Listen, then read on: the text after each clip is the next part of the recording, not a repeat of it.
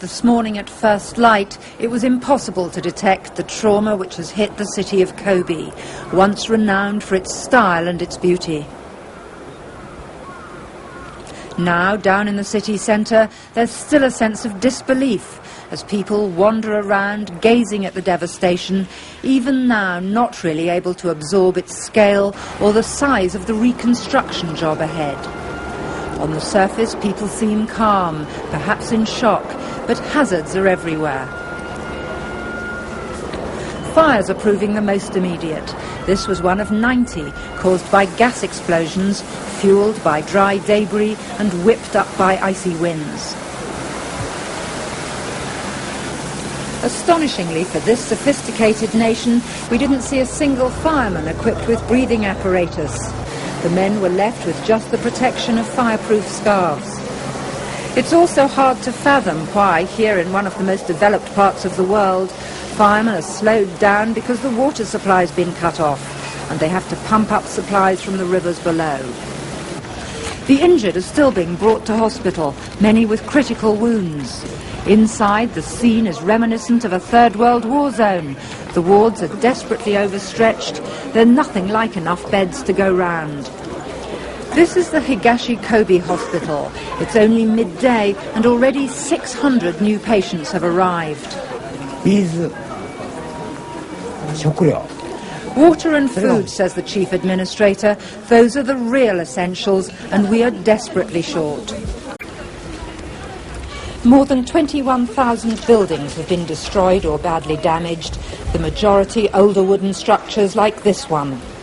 This morning, Megumi Hamada and her family came to try and salvage as much as they could from the rubble, which had once been their home. Megumi had been cooking on the ground floor when the earthquake struck, and her house collapsed on top of her. Her children, who escaped from the floor above, tried to help her, but found her leg trapped by a beam. Eventually, though, they did bring her out. Today there were no tears from Megumi or anyone else in the family, though they've all lost so much. Instead, a calm acceptance astonishing to anyone from the West. It's not only me suffering from this earthquake, everybody is suffering, so I'm trying to be optimistic about life. The first thing I have to do is just to get out of this place and find a new place to live. After I sort myself out, I can bring my family back together.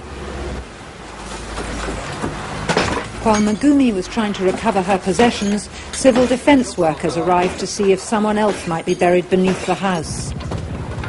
Across the road, they were trying to discover what had happened to the family who once lived here. One neighbour told them he thought a woman had been killed, but had no idea whether her husband and son were with her. The problems faced by the civil defence with no heat-detecting equipment are overwhelming. In the 2 hours we spent watching them, they found nothing with their spades or bare hands, and by the time we left, heavy lifting equipment had arrived, but the crane operator said he was standing by, waiting for further orders.